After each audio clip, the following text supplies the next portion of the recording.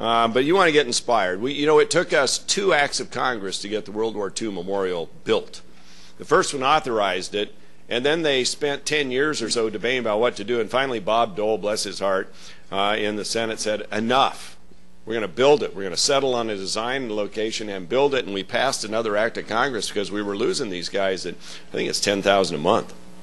And so I really want to commend everybody who's been involved. Dick and Eric Tobiasen from here in Central Oregon actually organized the first Eastern Oregon honor flights back to Washington, D.C., and then discovered that it really wasn't happening in the metro area. So they expanded it this time to include a hub in the Portland area and doubled the number of World War II vets that they were able to raise money to bring back to Washington. In the last group, and I don't know if it happened this time, I doubt it, every group came back. Bob Dole used to personally greet at the World War II memorial from all over the country, not just Oregon.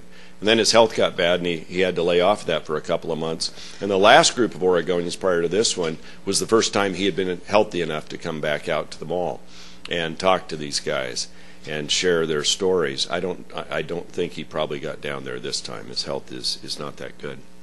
But he was a great American, is a great American, and did so much in his own right, both in the Congress and as a World War II veteran. I thought what I'd do today is share a few comments with you about what's happening in the Congress, what we're doing locally, and then throw it open to Q&A. And so let me just start in with a couple of projects. Neil mentioned I was in Central Oregon this week, and in my role chairing the transition for Speaker Boehner. I actually flew out with him Friday on United Airlines. He doesn't use the sort of private jet. And he was in Portland. We did some events on Saturday, all on the fundraising side of things, but got to spend all of Friday night and nearly all of Saturday with him, other than going to the Hatfield Memorial on Saturday, and then came over here. We've been working on a couple of projects that I think are indicative of what we face in a job like this. One of them is this issue in Prineville called Bowman Dam, where, I don't know, what was it, in the 70s, they drew the line on the wild and scenic designation right across dead center, the center of the dam where the yellow stripes on the road are, and said that's where the start of Wild and Scenic River is. Well, you know what? There's nothing wild and scenic about the top of a dam unless, of course, you're falling off the other side. Then it may get a little wild. If we move that designation a quarter of a mile away from the dam where it really belongs, it frees up the ability to put a hydro power system on there. It would generate, I think it's 16 megawatts of power, and create 50 construction jobs each of the next 2 years, put a facility on the tax base producing clean energy, and by the way, in the course of this legislation, would free up enough of the unallocated water behind the reservoir, or behind the dam, to satisfy the water needs that are now unmet in the city of Prineville. And we're getting very close. We've had a hearing on the bill, and we hope to have it marked up in the Resources Committee in the coming weeks. But there are still some groups that oppose it, not many, just down to 1 or 2, who actually want to do something this bill doesn't have anything to do with, but in any case, we're trying to work it out. So I was there today with the community in meetings on that issue, as well as I brought together Pacific Core and Central Electric and Bonneville Power Administration, because there are at least 2 and probably 3 other data centers like Facebook looking at Prineville to locate. And we have a problem trying to figure out sort of how to make sure the grid can handle that level of capacity, and who's got the power and who doesn't, and how do we wheel it there. And the problem we face is that it takes a long time for some of these agencies to do all these studies, and meanwhile these companies are looking at fairly extraordinary amounts of money to spend to build a data center, and they don't have to do it here. And in fact, the young man from Facebook today indicated that they will complete their phase 2A and B before even for that project the power is available. And the project they have in North Carolina that started a year later will double in size before the one in Prineville has the power to double in size. Now they said, we're here in Oregon, we're going to stay and we're going to expand. But we're just telling you there are other parts of the country where we start later and finish earlier and double our capacity and don't run into these problems. So we're trying to figure out how do we step up the planning process, what's it take to get literally the transformers in place so you have the capacity. And then went over to the Bureau of Land Management.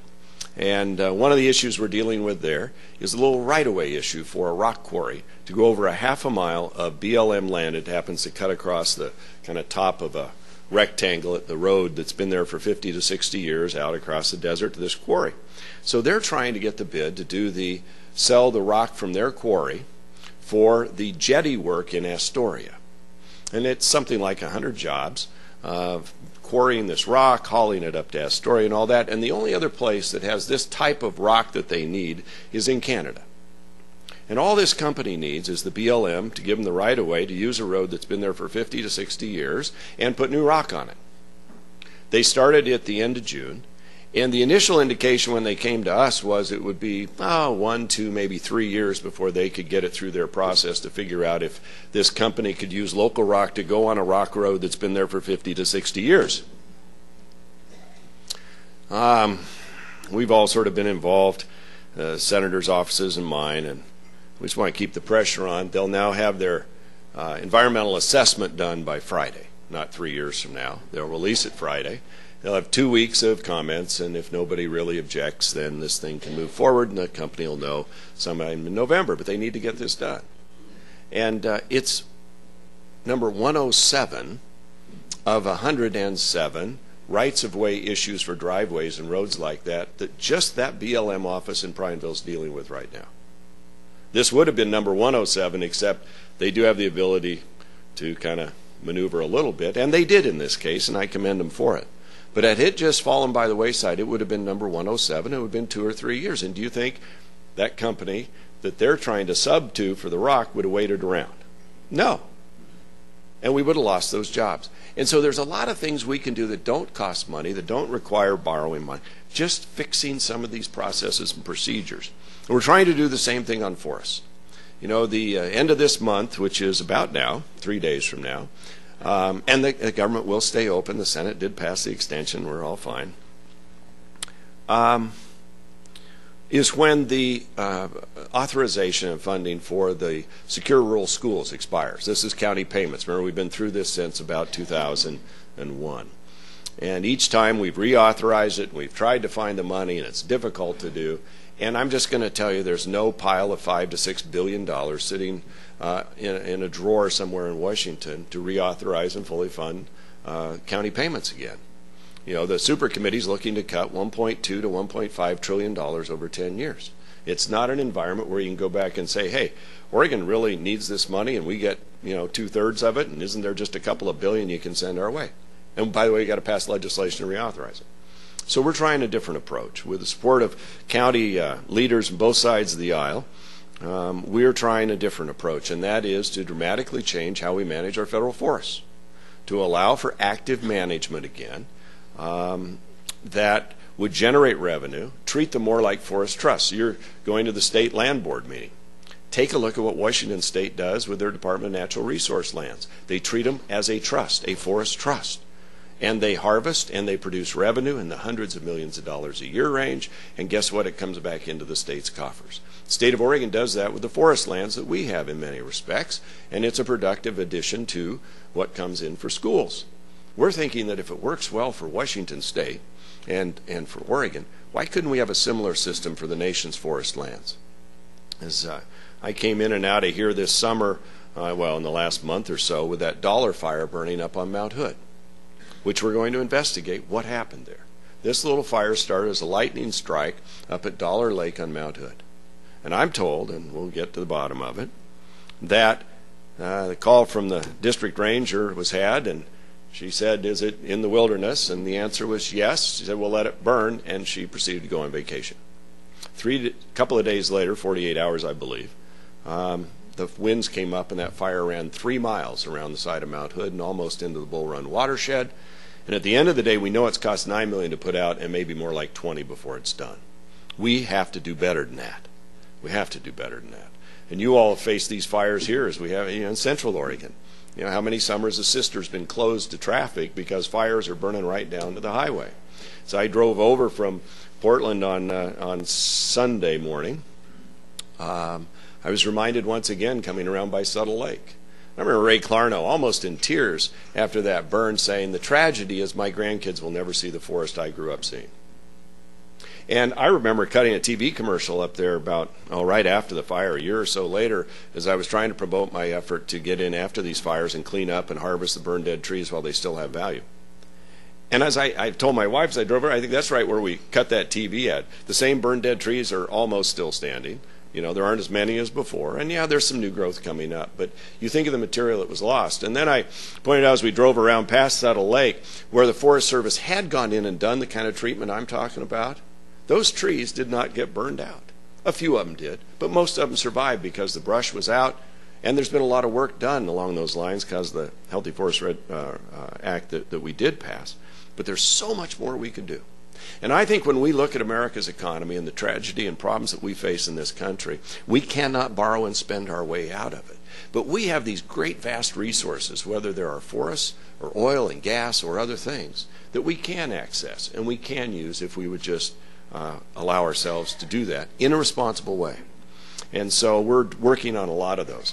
The other thing I encounter, whether it's these rights-of-ways or these other issues I've talked about, is just this almost firestorm of rules and regulations that are coming at entrepreneurs like many of you in this room, as I was for 22 years.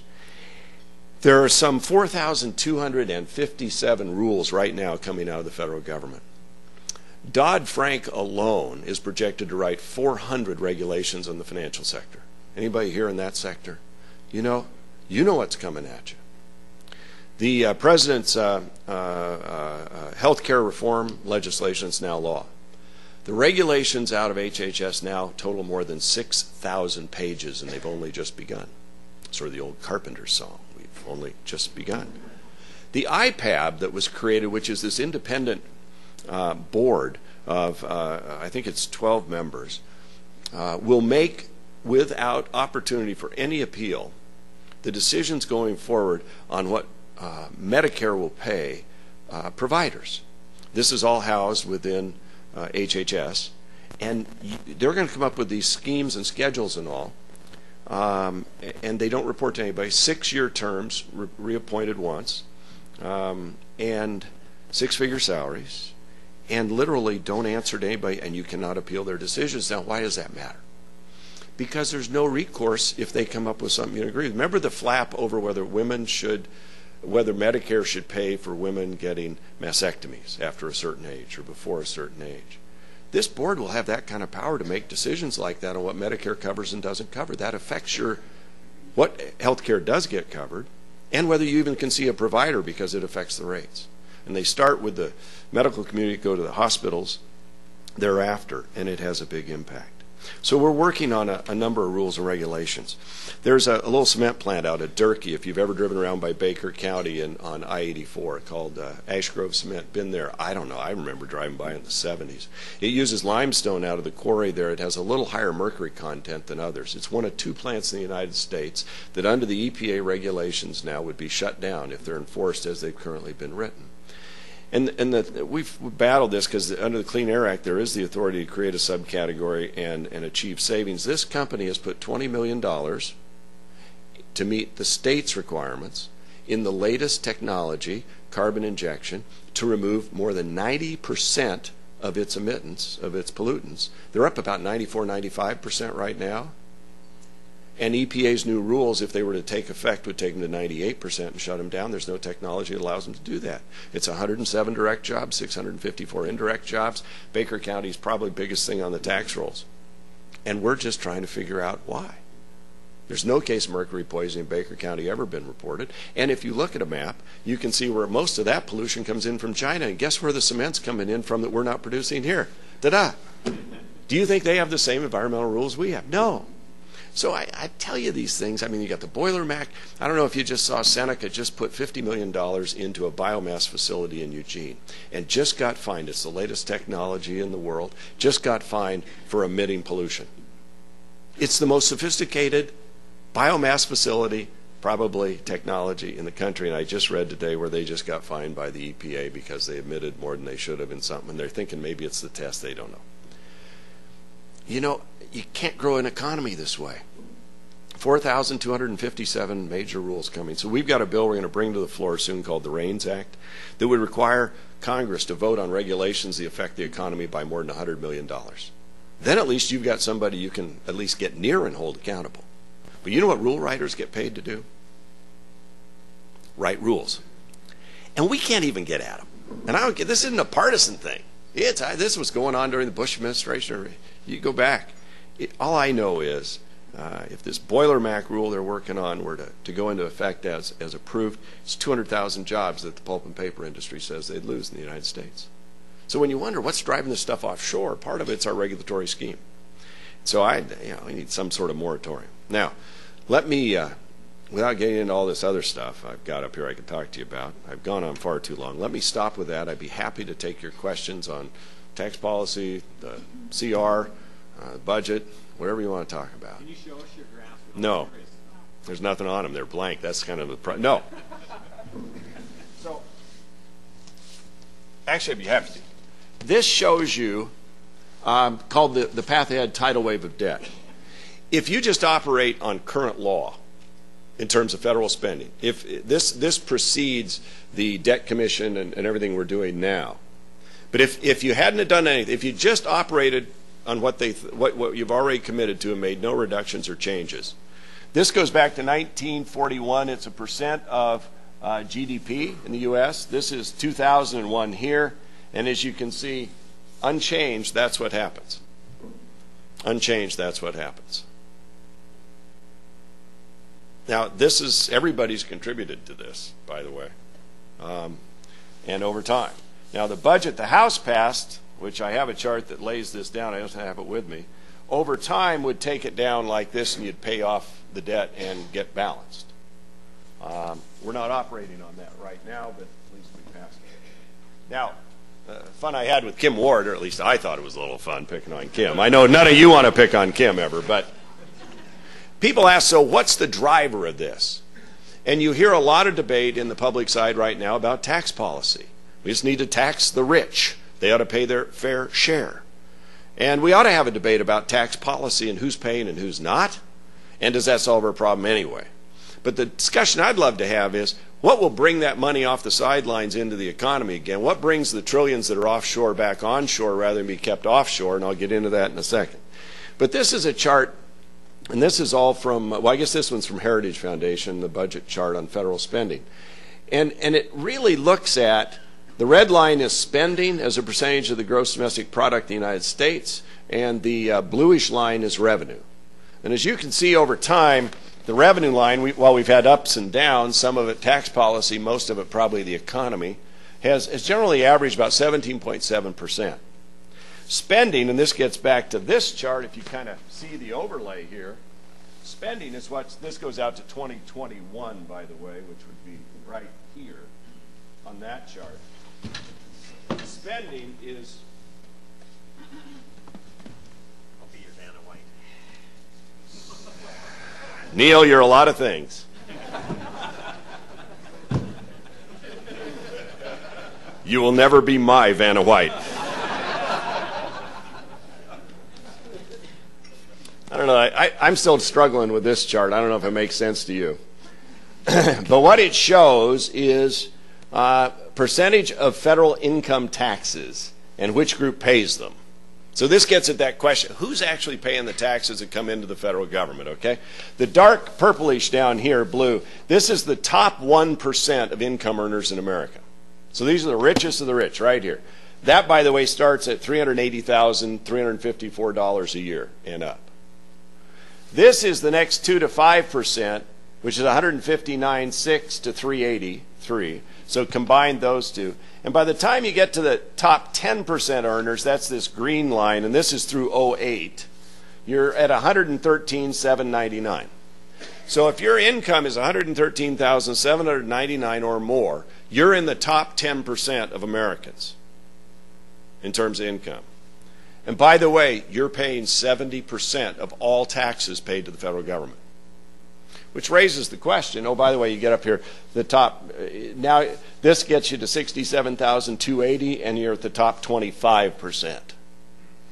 So the top 25% are paying more than 80. I can't see right there, these bifocals, you know how that is. 85%, it looks like, in '08. So if you take the top 25% of income people in America, which gets you down to 67,000, that's 85% of the income. I had them deal with this a little differently, and this may help in this discussion. Yeah, I think it's the same data, just laid out differently. So the top 1% account for 38% of revenues of the federal government. The next quadrant of 2 to 5% gets you to 21%, and here you are at 11. So it's the same thing. Now, one more chart, and then I'll get on to questions. So the U.S. corporate tax, because that's the other thing that's in debate right now nationally. We have, by the way, if not the highest corporate tax in the world, it's right there. And it's one of the reasons that trillions of dollars in corporate income is kept offshore, because you pay a penalty to bring it back. So this is the United States at 39%, virtually tied with Japan. This is the OECD, Organization for Economic Cooperation and Development, average, which starts at 32.9 and comes down to 26 by 2010. So these are our competitors. And that's what you're facing in terms of corporate tax. So one of the battles we fight is who's paying their fair share, what should it be? I think the lens ought to be what would create wealth and jobs in America again and get investment off the sidelines. And at the end of the day, I think it has a lot to do with tax policy, and I think it has a lot to do with the uncertainty created by regulatory uncertainty and costs. And those are a couple of the things we're working on in D.C. today. So let me stop with that. It's great to be with you. And in the remaining time, I'd be happy to try and take your questions, and Neil's going to answer them. Yeah.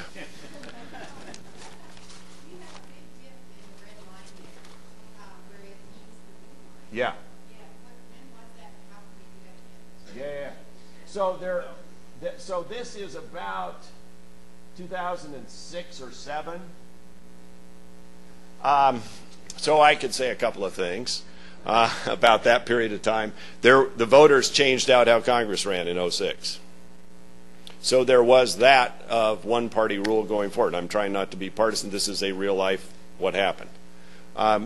Bush was still in the White House. Most spending went on autopilot, and then it zoomed up right after that in '08 and '09. Let me go back to, on this chart? Oh, yeah, where revenue exceeded spending. So you have two things that occur there. One, you have tax policy, where tax rates were raised. Two, you had a fairly vibrant economy going on, although we later learned a lot of that was a false economy based on the tech bubble that burst. So that's about the time. And part of that, you also had split government going on, and so you had welfare reform that was taking place. And you had spending, actually, as you see, coming down because the economy's coming up. Remember, this is all related to GDP. And so you had spending working its way down. You did have from '94 until 2006, Republicans controlled the House and the Senate. And during some of that, Republicans controlled everything. Some of that was split government. And we're back in the split government period. So spending was actually coming down. Economy was going up. And you got a burst of revenue from capital gains. Because remember all those companies that were in the high-tech world that everybody was buying all their stock and all that exuberance in the market, and everybody's buying and selling and paying capital gains, and more revenue came in than, frankly, the federal government thought was going to come in. So when the federal government, and like any government, gets more money than they thought was going to come in, they just hadn't figured out how to spend it yet. So, boom, you balance the budget. And then things can change. And remember, the other thing that happens here, 9/11. And all the wheels came off. And off we go into 2 wars. And then Katrina came in. I was reminding myself today on this whole FEMA funding issue that with Katrina we dumped $43 billion in one fell swoop right in on those hurricanes. That's a lot of money. Disaster. I mean, just boom, in. And so that would show up there as well. I would guess a lot of this, well, you've got the stimulus and some of those things. that drive that spike up. When you add $1 trillion, including debt service on spending in 1 year, plus a ramp up of 84% on discretionary spending combined in that same period. And then you just have, frankly, the roll-up costs of Medicare and Medicaid that are in this as well, because more than half of Medicare is paid for out of the general fund now, not out of premiums. And so with some of us are aging. Yes, sir.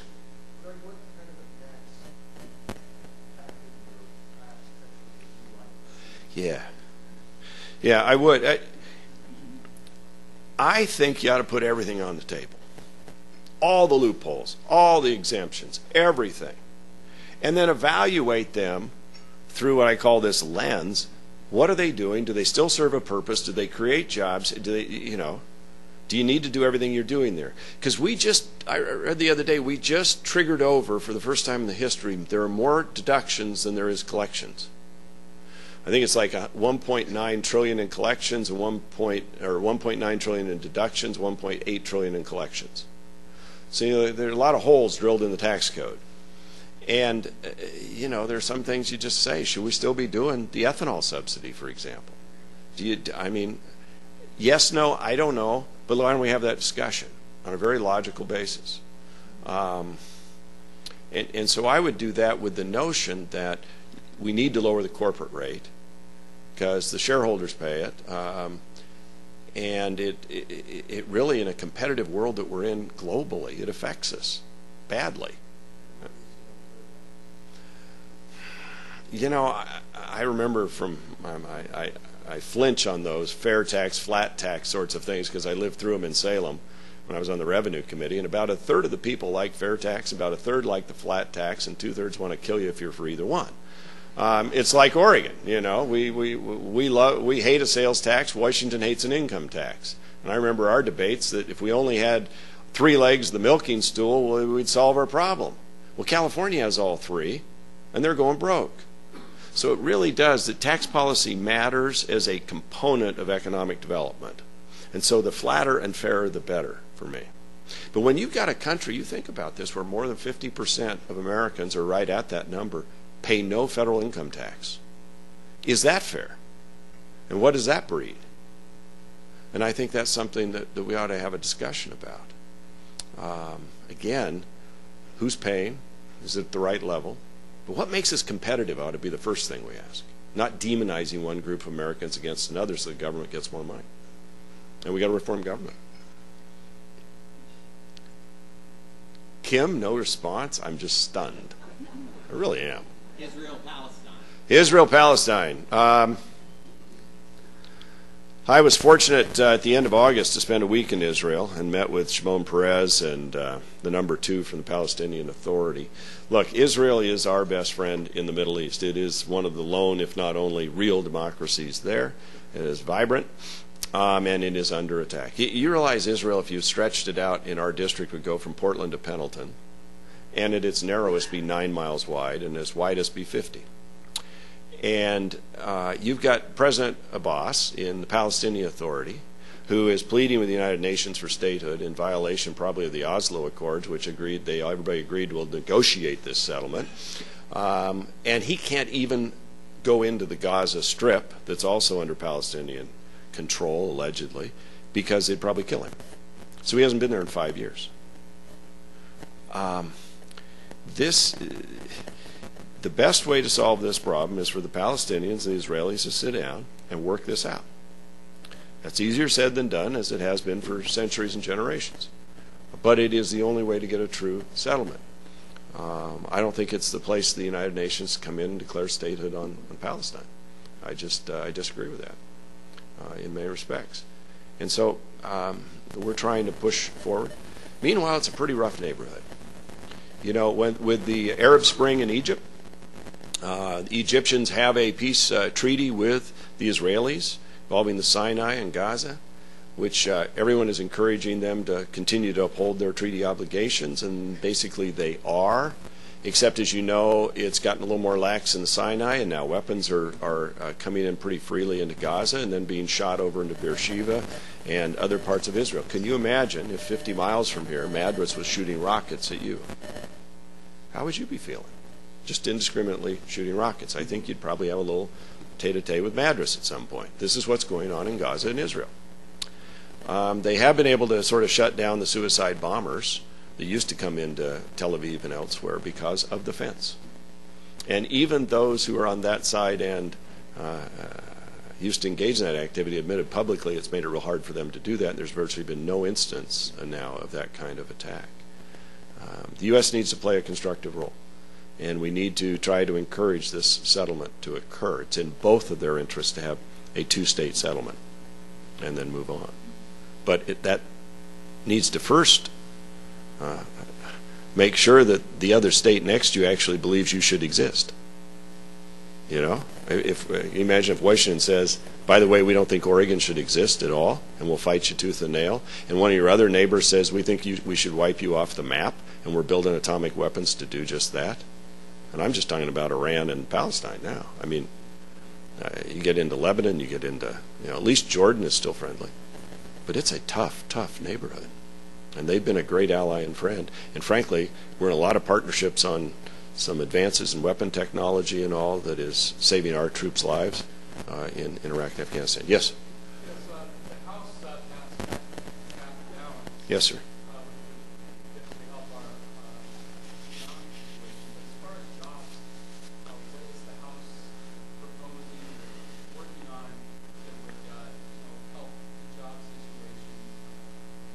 Yeah. Sure. There are a number of things that we are working on. I could refer you to the GOP website, GOP.gov website. It's all listed up there. I just look at these things through my life as a small business owner in Hood River in the Dalles for 22 years, and then talking, whereas the Hood River co-op guy that wants to expand, getting hit with regs. A lot of it has to do with just trying to hold back the full force and fury of the federal regulators right now. So we're passing at least once a week a rollback of one of these rules and regulations that threatens jobs. First, do no harm to the patient. And we're working on, we just passed the TRAIN Act that requires the EPA to do a full economic impact on their regulations. We passed that in the House last week. They've got rules that would cost $17.8 billion annually and upwards of 1.44 million American jobs by 2020, according to the data I have.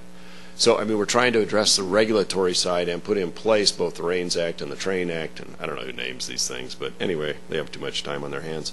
But we're trying to address the regulatory piece. We are working on comprehensive tax reform, that we get money off the sidelines and money back into the U.S., and there's a lot of discussion going on, a lot of work being done. We don't know if that'll be part of the super committee of 12 that's meeting. It could be, if we can reach agreement. And there's a little subcommittee of Max Baucus, Democrat of the Senate, and Dave Camp, the Republican of the House, and the Ways and Means Committee. They're trying to figure out, can we find common ground on that reform? If you just did those two things, you'd accomplish a lot. As I talk to people in the private sector, there is capital. There is money. Wall Street Journal, you can see how much these companies have on the sidelines. What they lack is certainty of the marketplace and the economy. Yes, sir. Well, any of these moves to slow down the regulatory issues that are coming up, and the House alone shift over to Congress and go through the Senate? Yes, sir. Yeah. Bill, do we come?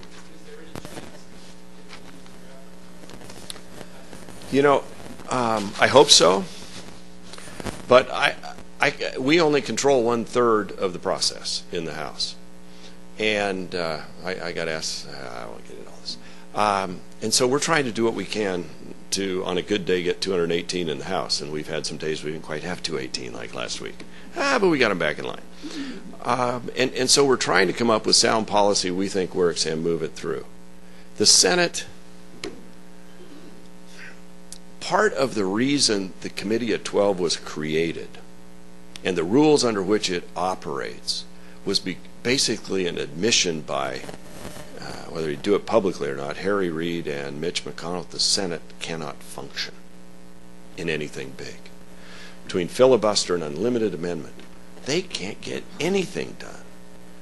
And this super committee is established such that its result is on a date certain, They've got to act by November 23rd, and the houses have to vote on whatever they put out by December 23rd. And it is not subject to amendment or filibuster. So it doesn't take 60 votes, and it can't be amended. It can't be. And I think someday there needs to be reform how the Senate operates. You know, in the House, you have the majority of governance, much like a parliament, and you're held responsible. So, like on the forest work we're doing, I get asked, well, what about the Senate? Well, you know, my job's the House. We got senators. You know, will they work with us on this? We'll find partners.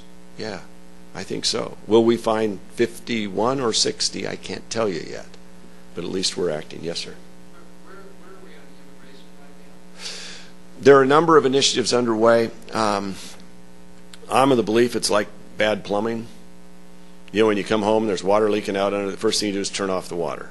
My analogy of that is you got to get control of your borders like most countries have first. Otherwise, the water just keeps flowing in, and you keep cleaning it up, but you never really get at it. So there's a lot of work that we've done over the years to increase border security, border patrol, build fences, do electronics, whatever, to try and close off the border so then you can manage the flow of immigration. By the way, we allow more legal immigrants in the United States each year than every other country on the planet combined.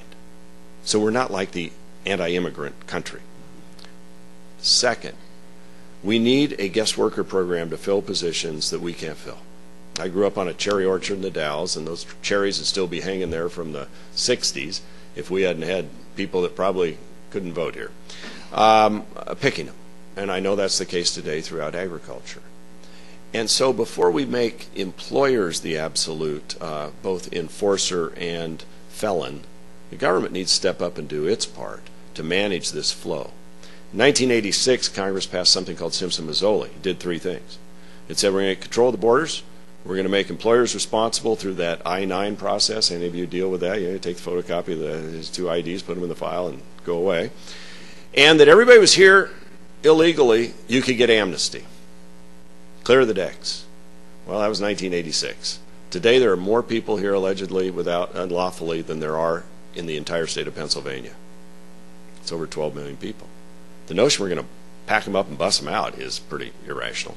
And so we've got to get I think you take this in steps, and the first thing you do is continue the work to get control of the flow in. You manage this piece of guest worker and find a way. If I can take out my ATM card from my local bank and put it in a machine in Israel and get dollars out, or shekels, and it's all registered instantaneously, are you telling me we don't have technology that could assist employers in this front? But there's a transition period here to get there. So the House is working on both this E-Verify, as well as guest worker, as well as border security. Yes, sir.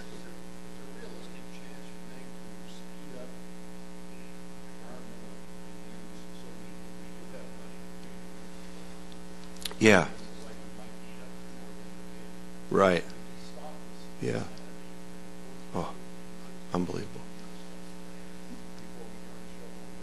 You know, with prayers like yours, we could probably get there. The short answer is yes. And in fact, John Mica, who chairs the Transportation Infrastructure Committee in the House, is working on a reauthorization of the transportation bill. And part of his absolute mission in this process is to do exactly that, so that we can streamline the siting processes and save tens of millions, if not hundreds of millions of dollars. You mentioned the timeline. Associated with every second is probably $1 gazillion, right? I mean, the money that's spent getting ready for a project anymore is just obscene.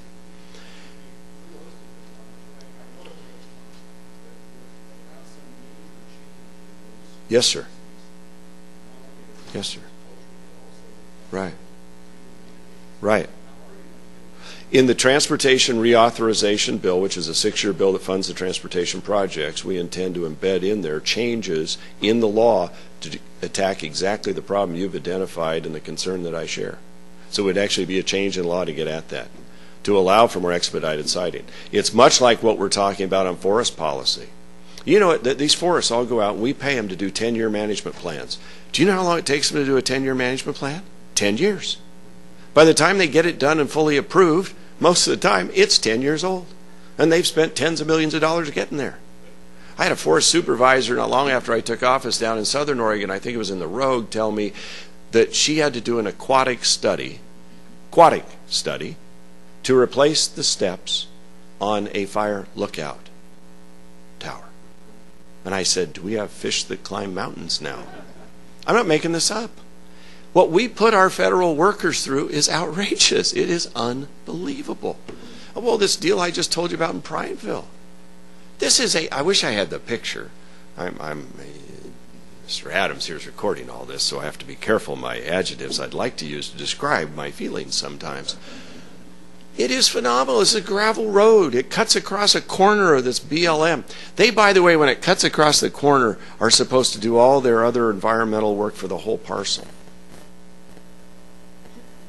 And because you're using your road, federal road, they're required under the law to come look at what you're doing on your private property and assess its impact simply because you're driving down this road. This is in law. This is, you just, yes. Mr. Ward, since I picked on you early and often. With all your glorious examples of how